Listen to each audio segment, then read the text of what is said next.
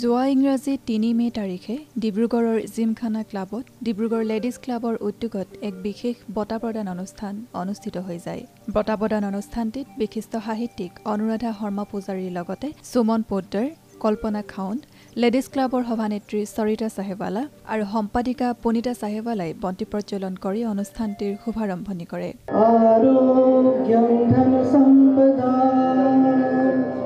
शत्रु बुद्धि विनाशाय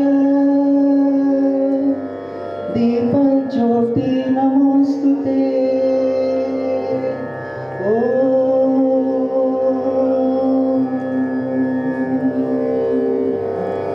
असतो मा सद्गमय तमसो मा ज्योतिर्गमय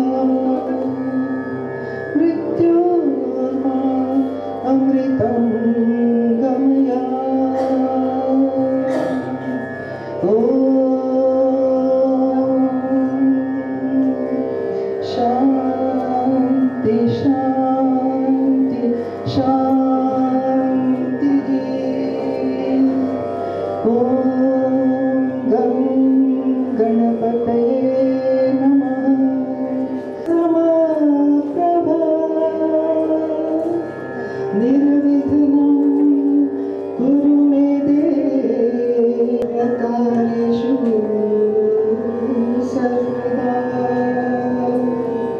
ইয়াৰ পাছতে গণেশ বন্দনা আৰু শ্লোক পৰিৱেশন কৰে প্ৰমীলা চহৰীয়া, ৰাস্না গাৰোদিয়া আৰু প্ৰতিভা বাৰ্মাই।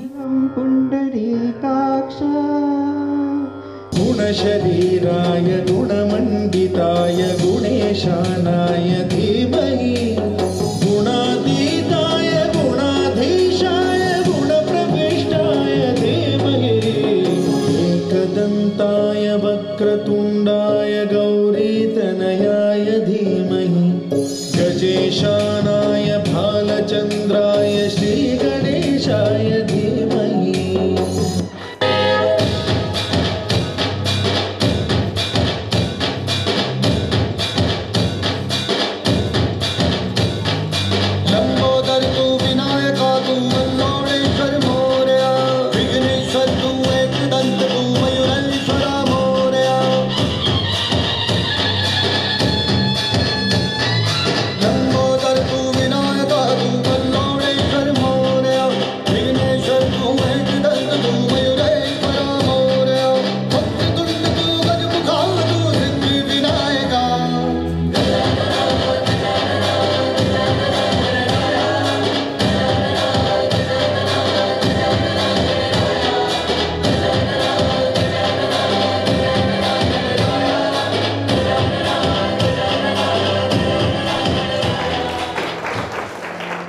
অতিথি আদৰণি গীত পৰিৱেশন কৰে ডক্টৰ অদিতি বৰুৱা, ঋতু বৰুৱা, ত্ৰিবেণী বৰদলৈ আৰু শাৰদী ৰাখে।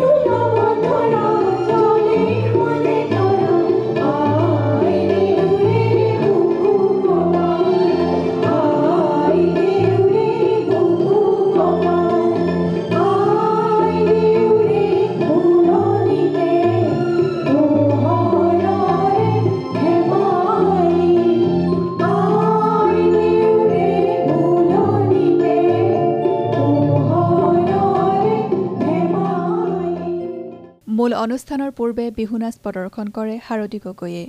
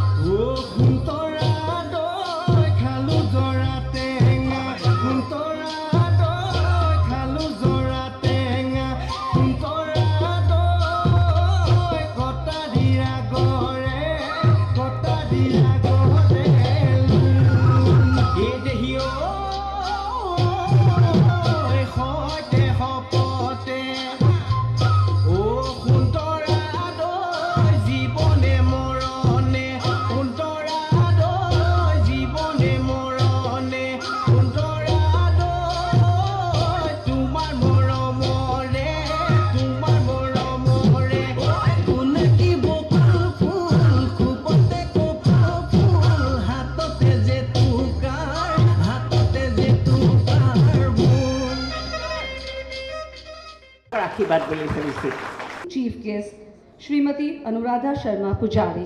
Thank you. আৰু মই পুনিতা বাইদেউক আগবঢ়ালে আনিবলৈ অনুৰোধ জনাইছোঁ।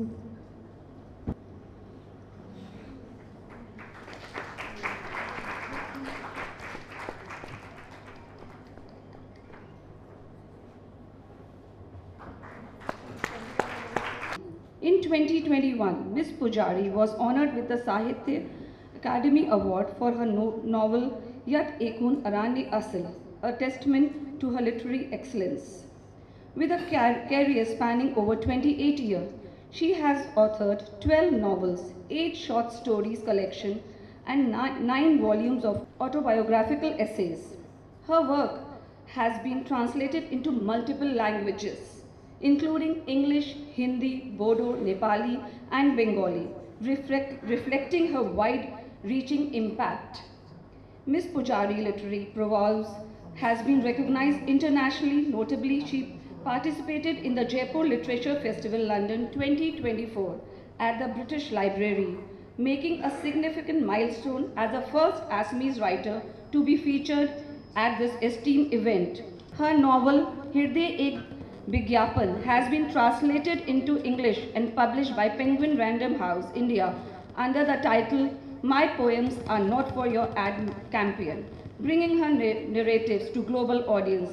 Srimati Pujari has been influential voice in media and culture discussions, participating in various national and international literature festival workshops and seminars. Ladies and gentlemen, may I request you all to rise and join us in the offering a warm and respectful standing ovation to our chief guest, a woman whose presence is both inspiring and humbling.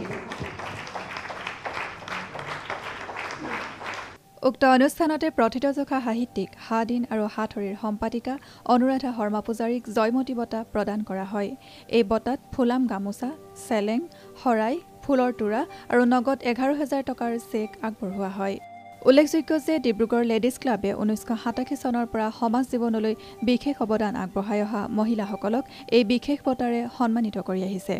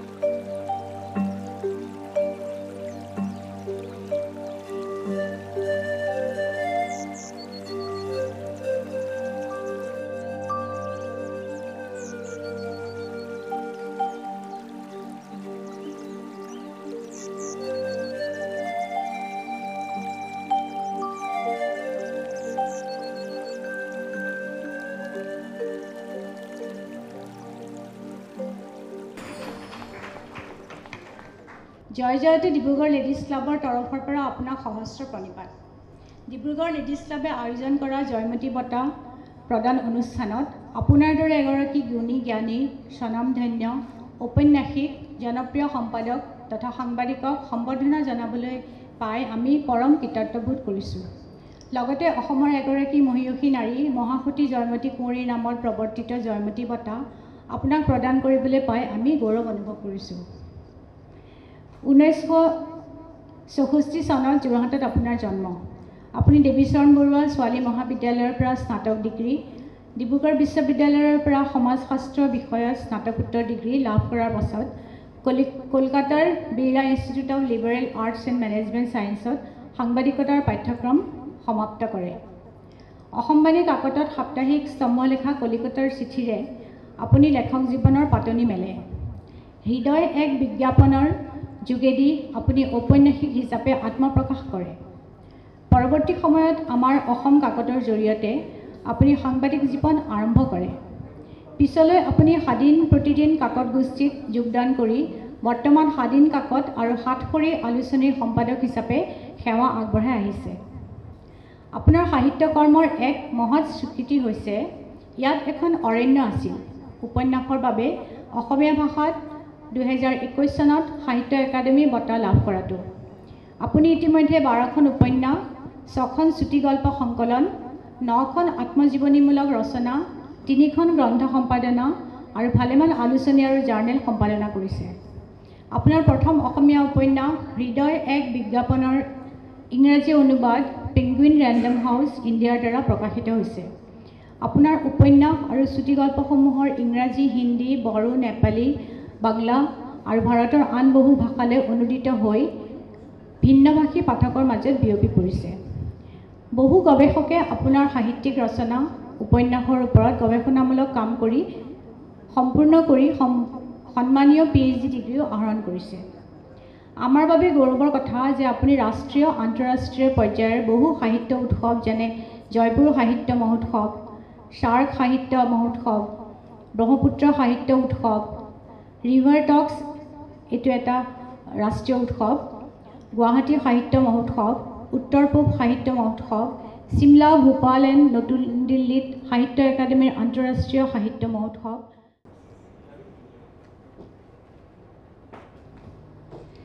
Dibrugarh Ladies Clubৰ each and every member, I convey my regards.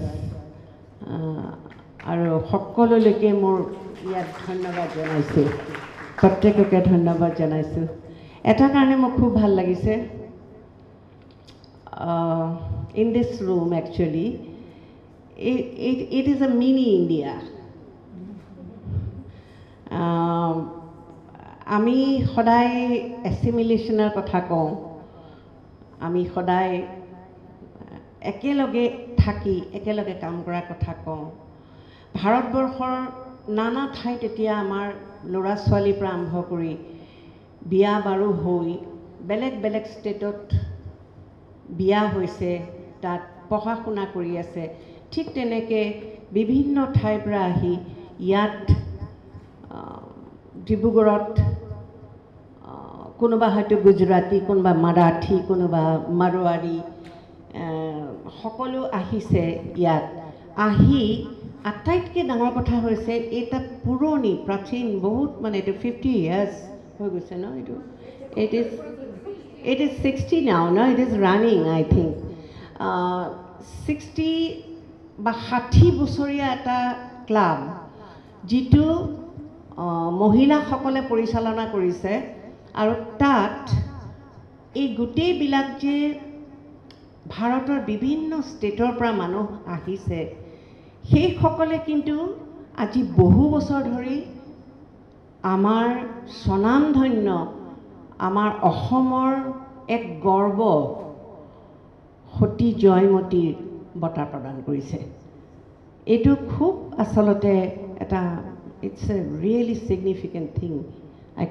I cannot express একেসকলে কিমান ডাঙৰ কাম কৰিছে আৰু কাক কাক আনিছে।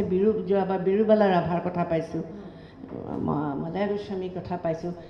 আমাৰ যিবিলাকে কণ্ট্ৰিবিউশ্যন কৰিছে তেওঁলোকৰ কথা পাইছোঁ। মই এইটো আশা কৰিছোঁ এদিন আমাৰ অসমীয়া যিসকল মানে অসমক কণ্ট্ৰিবিউট কৰিছে, যিসকলে অৰিহণা দি আছে, তেওঁলোকৰ এগৰাকী এগৰাকী নাৰীক আনি ইয়াত জয়মতী এৱাৰ্ড দিছে। মই এনেকুৱা এটা দিন আৰু এদিন বিচাৰিছোঁ যিসকল পূৰ্বতে এতিয়া অসমৰ অসমীয়া, তেওঁলোক অসমৰ মাৰোৱাৰী, অসমৰ গুজৰাটী, অসমৰ মানুহ, তেওঁলোকৰ পৰা অসমলৈ দিয়া বিশেষ অৰিহণাৰ বাবে যাতে তেওঁলোকৰ মাজৰ পৰা আমি জয়মতী এৱাৰ্ড দিব পাৰোঁ। তেওঁলোকৰ পৰা যাতে আমি তেওঁলোকক মানে অসমীয়া নহয়, কিন্তু তেওঁলোক I am not talking as non Assamese, মই এই শব্দটো আনিব খোজা নাই, because you are living here, you're breathing here, সকলো ইয়াৰ বতাহ খাইছে, ইয়াৰ মাটিত আছে, পানী খাইছে, গতিকে আপোনালোক অসমীয়া ইয়াৰ। মই বিৰাট আশা কৰোঁ যে আউটষ্টেণ্ডিং কিছুমান কণ্ট্ৰিবিউশ্যনৰ কাৰণে অসমলৈ কৰা আউটষ্টেণ্ডিং কণ্ট্ৰিবিউশ্যনৰ কাৰণে এদিন এগৰাকী যি মূলতে আমাৰ জ্যোতিপ্ৰসাদ আগৰৱালাৰ দৰে, জ্যোতিপ্ৰসাদ আগৰৱালা আহিছিলে সুদূৰ ৰাজস্থানৰ পৰা, আৰু আমি আজি জ্যোতিপ্ৰসাদ আগৰৱালাৰ নাম লৈয়ে অসমীয়া সংস্কৃতি আজি মানে গৌৰৱেৰে মূৰ তুলি আছোঁ। ঠিক তেনেকুৱাকৈ আমি ভাবোঁ যে অসমীয়া সংস্কৃতি, অসমত থকাৰ ইমান দিন যে আছে, তাৰ বাবে যিটো ঋণ, যিটো আমি উই শুড পে বেক না এভৰিথিং। আমাৰ এটা আছে ইউনিভাৰ্চৰ পৰা যদি আমি লৈছোঁ কিবা, if I just taking something, we should pay back it. আমি দিব লাগে সেইখিনি, আৰু সেইখিনি যদি কোনোবাই দিছে, আৰু সেই দিয়াৰ কাৰণে যাতে তেওঁ এটা জয়মতী বঁটা পায়। কাৰণ জয়মতী শব্দটোৱে হৈছে it's a symbol of patriotism, symbol of patriotism. We are within India, আমি ইণ্ডিয়াৰ ভিতৰত আছোঁ, ভাৰতবৰ্ষৰ ভিতৰত আছোঁ। ভাৰতবৰ্ষখনক ভাল পোৱা, আমাৰ অসমৰ দেশখনক ভাল পোৱা, অসমৰ মাটি, পানী, বায়ু, আমি তাক ভাল পোৱাটো আচল কথা। সতী জয়মতী বুলি কয়। সতী মানে কি? সতৰ পৰা আহিছে। It ৰিপ্ৰেজেণ্টছ honesty, how much you are honest to your land, how much you are honest to your language, how much you are honest to your environment. এই গোটেই প্ৰকৃতি, পানী, বায়ু, এইবিলাকক লৈ আমি যদি সেই অনেষ্টি থাকে, যিটো জয়মতী কোঁৱৰে তুংখুঙীয়া ফৈদৰকে গদাপানী কোঁৱৰৰ কাৰণে নিজে কেতিয়াবা ৰাণী হ'ম বুলি কিন্তু এইখিনি কৰা নাই। তেওঁ কৰিছে for the future of this land. তেওঁ তাৰ কাৰণে she was brutally tortured, and still she tolerated everything and didn't disclose her husband's name, her husband's whereabout. Kotu তেওঁ নকলে, ইমান টৰ্চাৰ পালে, নকলে। সেইটো কাৰ কাৰণে কৰিলে? যে এই অসমখনৰ যিটো ফৰ এ গুড গভৰ্নেন্স, যিটো অত্যাচাৰ চলি আছিলে, সেইটো নাইকিয়া হৈ তেওঁৰ গদাপানী কোঁৱৰ উভতি আহক, আৰু সেই মানুহখিনি কুশলে থাকক। আৰু সেই টলাৰেঞ্চ সদায় থাকে, কিন্তু চাবলৈ গ'লে একোগৰাকী নাৰীৰ মাজত। কাৰণ সেই টলাৰেঞ্চ মানে আমাৰ যে মাটিৰ লগত আমাৰ এটা হেৰি দিয়ে, কম্পেয়াৰ কৰে, comparing a woman and a land, the art. কিয় কৰে? আৰ্ট ধৰিত্ৰী আৰু এগৰাকী নাৰী কিয় কৰে? Because they have that tolerance, সেই টলাৰেঞ্চটো এটা সন্তান জন্ম দিয়াৰ পৰা কিমান যে এটা পুৰা পৰিয়াল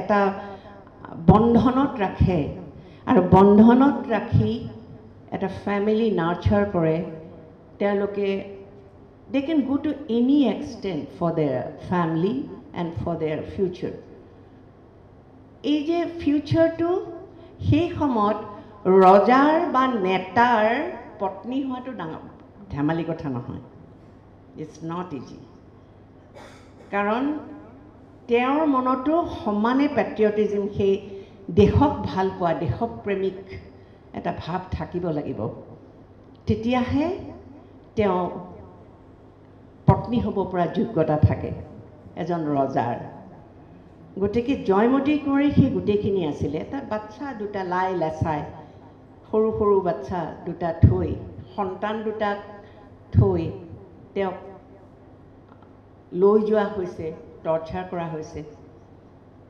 আৰু ভৱিষ্যতে কি হ'ল সেই গদাপাণি কোঁৱৰ জয়মতী কিন্তু জীয়াই নাথাকিল জয়মতী জীয়াই নাথাকিল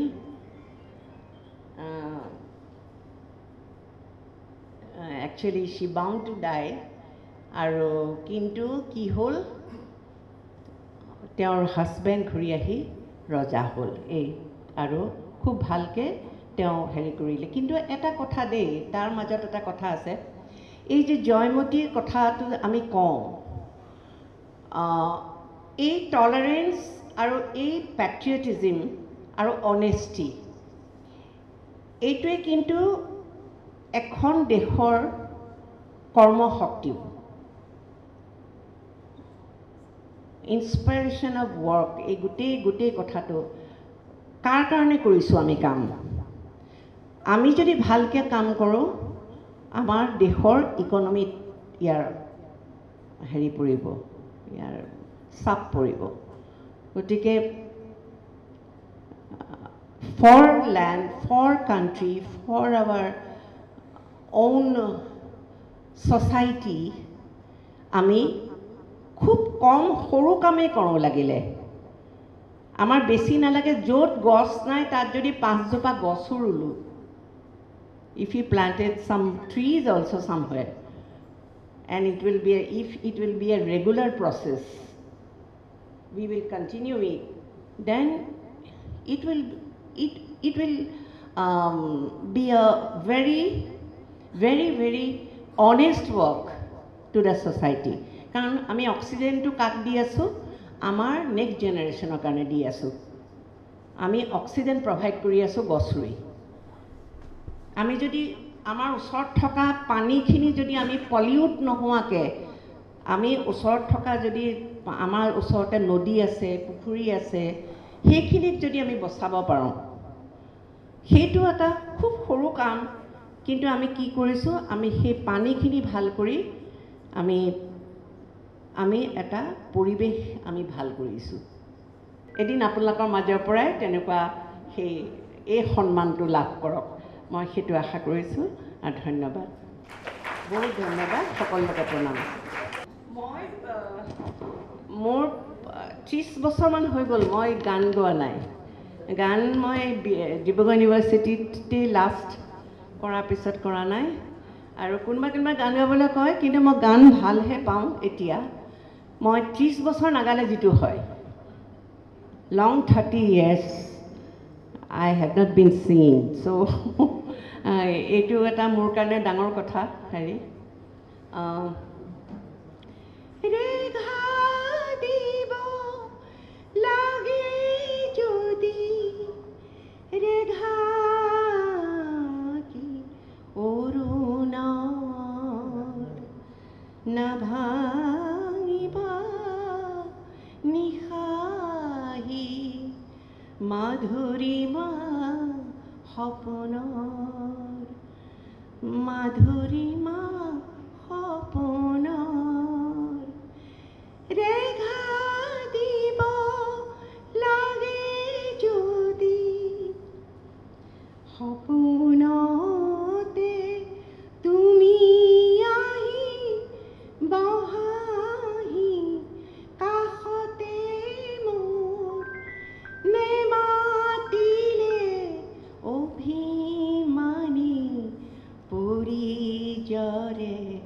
চকুলো নাভাঙিবা নিশাহি মাধুৰীমা সপোনৰ মাধুৰীমা সপোনৰ ৰেঘা দিব লাগে যদি ৰেঘা দিব লাগে যদি ধন্যবাদ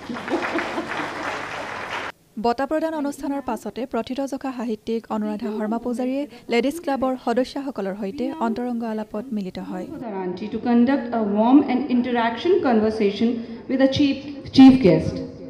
Today we are privileged to be in the presence of truly exceptional writer, Mrs. Anuradha Sharma Pujari. She is an acclaimed author and journalist. Her work beautifully captures the nuance of human experience and reflects a deep connection to the culture, identity and truth. We will begin with a conversation between the two of us, then open the house for all the questions to the audience. So get ready for a rich and engaging dialogue. Actually, what happened? Actually, I am staying in a part of the very corner in Guwahati. It is adjacent with the Amchang forest. Amchang forest is a wildlife forest, and it has been totally destroyed now.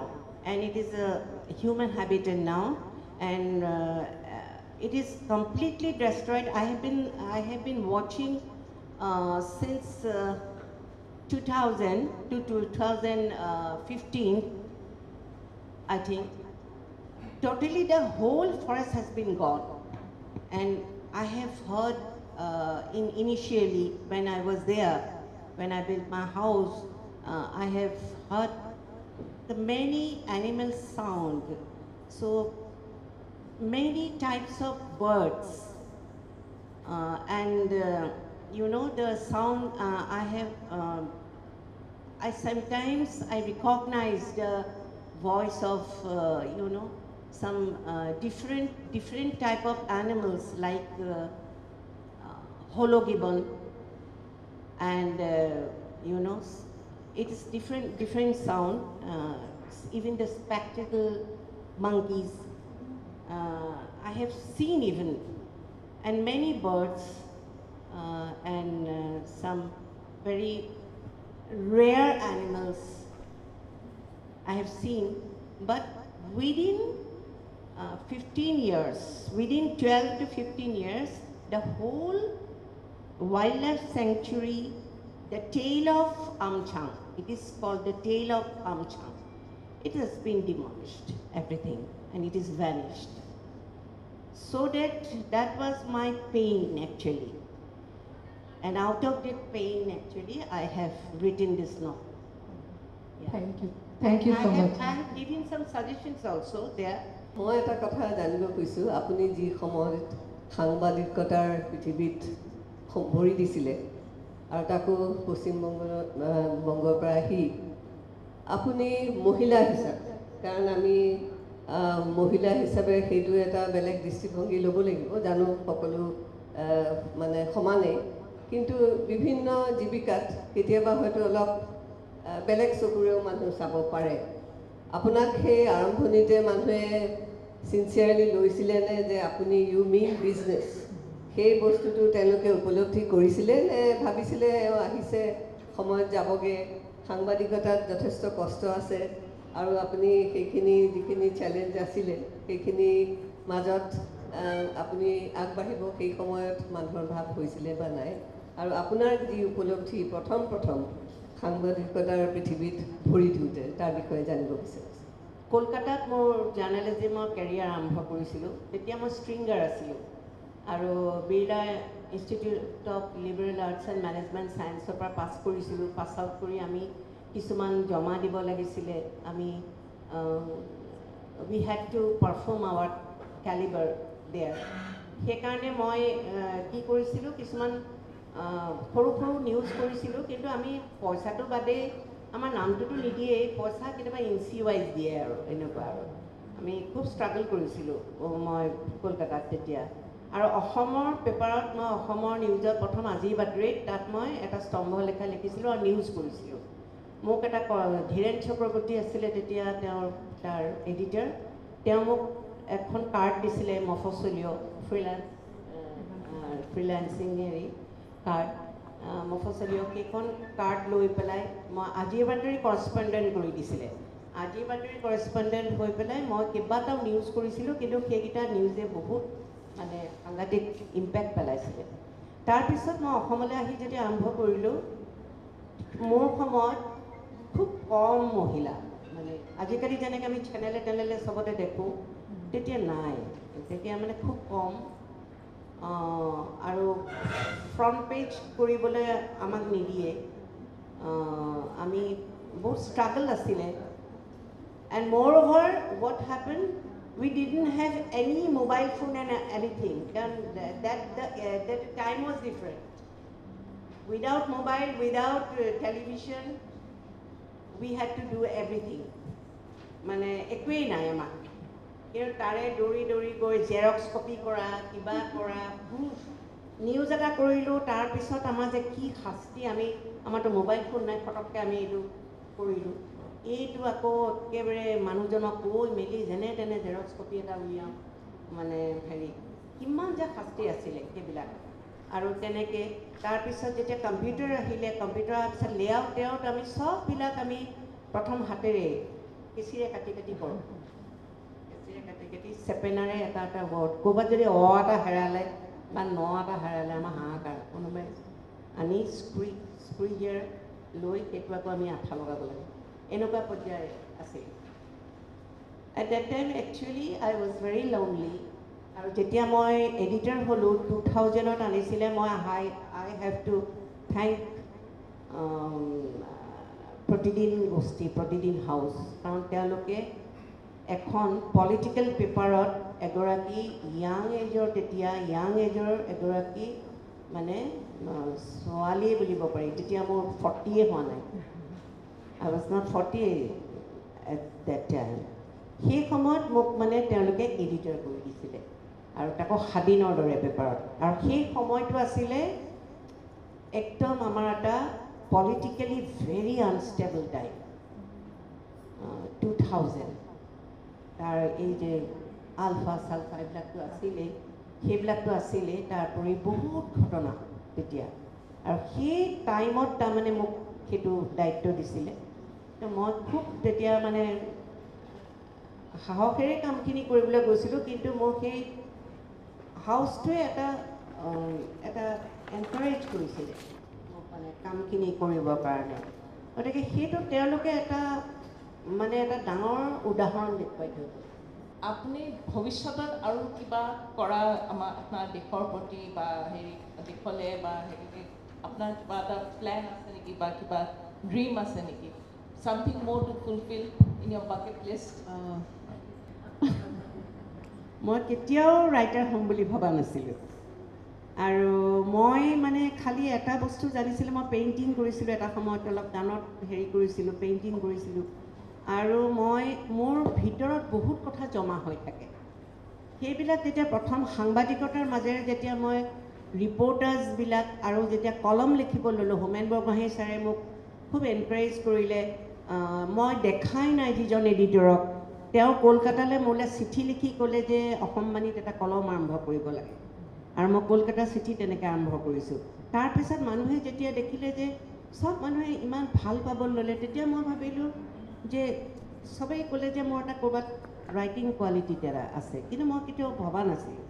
তাৰপিছত উপন্যাস লিখিলোঁ, এনেকৈ অহা। গতিকে মই ভাবোঁ যে most of the বিশেষকৈ ladies যিবিলাক মানে আমাৰ ছ'চাইটিৰ, মই ভাবোঁ আগতে যিমান আছিলে সেইবিলাক আছিলে male dominated literature. Male dominated লিটাৰেচাৰবিলাকত কি হয়, each and every male they depict a woman character as per their view. কিন্তু যেতিয়াৰ পৰা মহিলাবিলাকে লিখিবলৈ ল'লে, নাৰীয়ে লিখিবলৈ ল'লে, তেওঁৰ বহুত কথা আছে, সেইবিলাক কিন্তু আমাৰ আগৰ লিটাৰেচাৰ লগত নিমিলে। These are different literature because we are always confronting with challenges in many cases. সেইবিলাক আৰু ইমোশ্যনেল লেভেলবোৰ বেলেগ, গতিকে সেইবিলাক আমি নিজে লিখিবলৈ ল'লোঁ। Even we describe some male character, আমাৰ সেই পাৱাৰটো আহি গ'ল, আমি ডেছক্ৰাইব কৰিব পৰা হ'লোঁ। গতিকে এইটো এটা খুব ডাঙৰ মোৰ ভাল লাগিছিলে কাম কৰি। আৰু এটা PhD হৈছে মোৰ মানে লিটাৰেচাৰৰ ওপৰত, এজনে PhD লিখিছে মেল psychology on Anuradha Sharma পূজাৰীজ writings. তেওঁ পাণ্ডু কলেজৰ পৰা তেওঁ PhD পাইছে, তেওঁ গুৱাহাটী ইউনিভাৰ্চিটিৰ পৰা। আৰু মোৰ বেছিভাগ লেখাত সেইকাৰণে মেল চাইকলজি আহে। মেল চাইকলজি মই বহুত মানে উল্টা হৈ যায়, মানে মই মেল চাইকলজিও মানে হেৰি কৰোঁ তাত মোৰ লেখাত।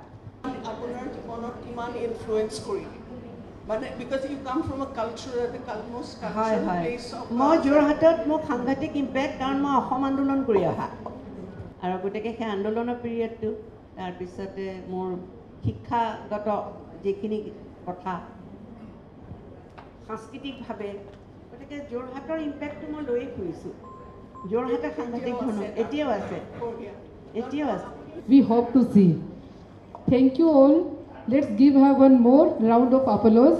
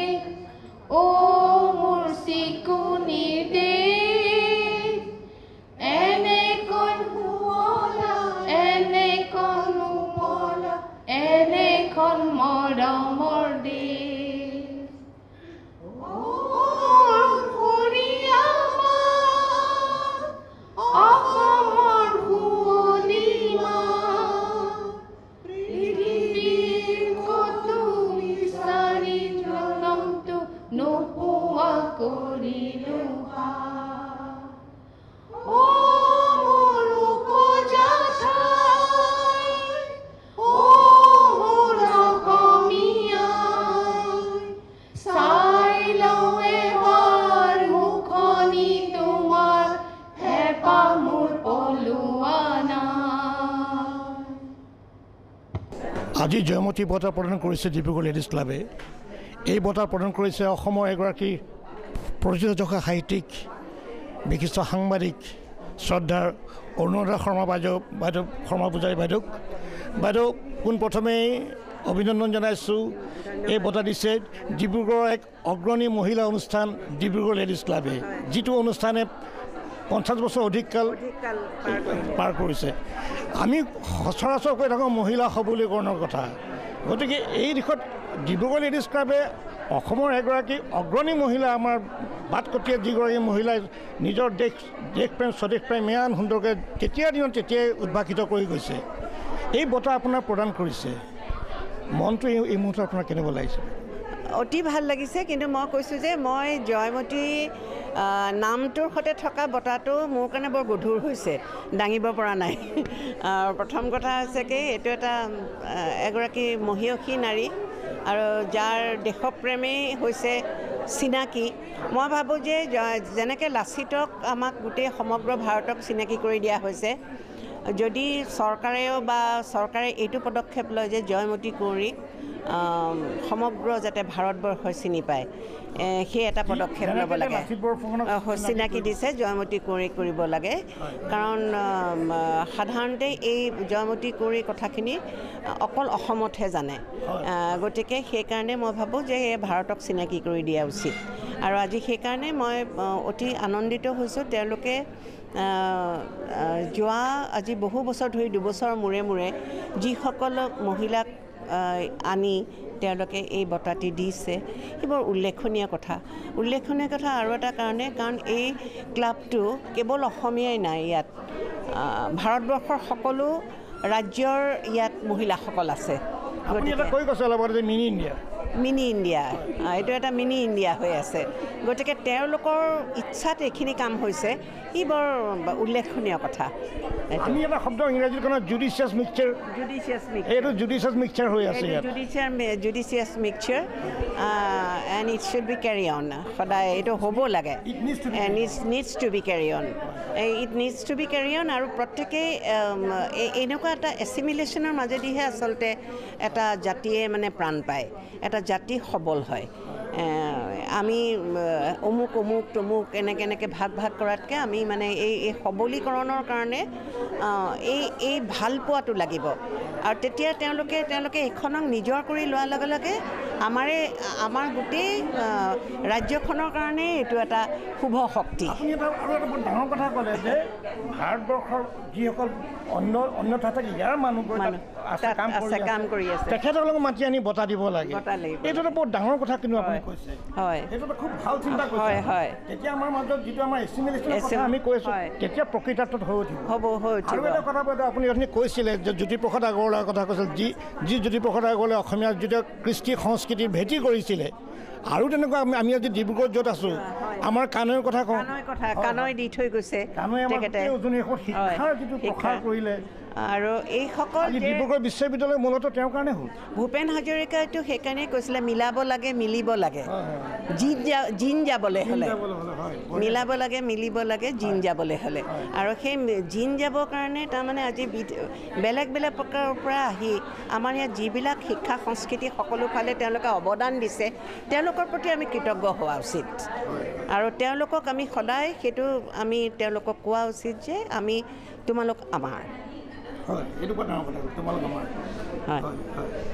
এই ক্ষেত্ৰত আমাৰ মাজত আছে বৰ্তমান আপোনাৰ দুয়োগৰাকী লেডি মানে গুৰুত্বপূৰ্ণ জেগাত থকা ডিব্ৰুগড় লেডিজ ক্লাবৰ সম্পাদিকা पुनीता चावला तक आप लोग ने ये जो आज प्रोग्राम किया किस मकसद से एक्चुअली किया? जैसे हम लोग का क्लब 1964-65 के बीच में इस्टेब्लिश हुआ था, उसके बाद मैं ज्वाइन की 84 में, उसके बाद में आफ्टर कपल ऑफ इयर्स 87 में हमारी एडवाइजरी थी कल्पना बैदो।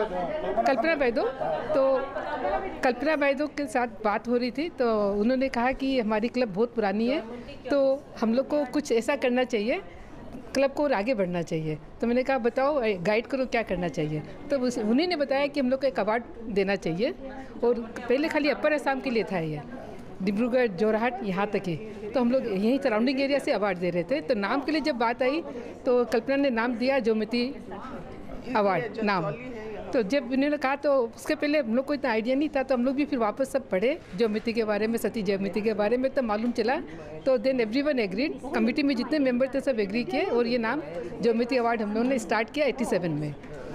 तो इसमें बहुत बता दिसे किन्तु जदि मैं भूल कोৱা নাই ज्योमिति अवार्ड किन्तु दिया हुआ ना আজি तारिखলৈকে বাইদেউ আপুনি আজি তাৰিখলৈ কিন্তু অসমত জয়মতী এৱাৰ্ড দিয়া নাই। আপোনালোকে ডিব্ৰুগড় লেডিজ ক্লাবে তেতিয়াৰ পৰা আপোনালোকে কিন্তু এটা বহুত ডাঙৰ অসমৰ এগৰাকী অন্যতম মহিয়সী নাৰী ত্যাগৰ প্ৰতীক সতী জয়মতী নামত আপোনালোকে এইটো বঁটা আপোনালোকে মানে সতী জয়মতী ইণ্ডাষ্ট্ৰিজ কৈছোঁ মানে তেখেতে স্বামীৰ কাৰণে ইমানখিনি কৰিলে, ইমান ত্যাগ নকৰে। গতিকে সেই কি কয় হয়, গতিকে ইমানখিনি তেখেতে কৰিলে, গতিকে সেই বঁটাটো যে আপোনালোকে নামাকৰণ কৰি জয়মতীৰ নামত যে আপোনালোকে বঁটাটো দিলে এইটো এটা বহুত সুন্দৰ নিদৰ্শন আপোনালোকে দাঙি ধৰিলে। যেতিয়া আমি আৰম্ভ কৰিলোঁ তাৰপিছত আমি ভাবিলোঁ কি এইটো অকল আপাৰ আছাম কাৰণে আমি ৰেষ্ট্ৰিক্ট কৰিব নালাগে, গোটা আছামত কৰিব লাগে এইটো। তেতিয়া আমাৰ চাৰ্চটো আৰম্ভ হৈ গ'ল, তেওঁ বহুত হেল্প কৰিলে আৰু মেম্বাৰ আছে চবে নামটো দিয়ে। আজি আপোনালোকে যাক দিছে এগৰাকী অন্যতম অসমৰ এগৰাকী অন্যতম মহিয়সী নাৰী আজিৰ যুগৰ আজিৰ সময়ৰ, এইটো আমি স্বীকাৰ কৰিব লাগে।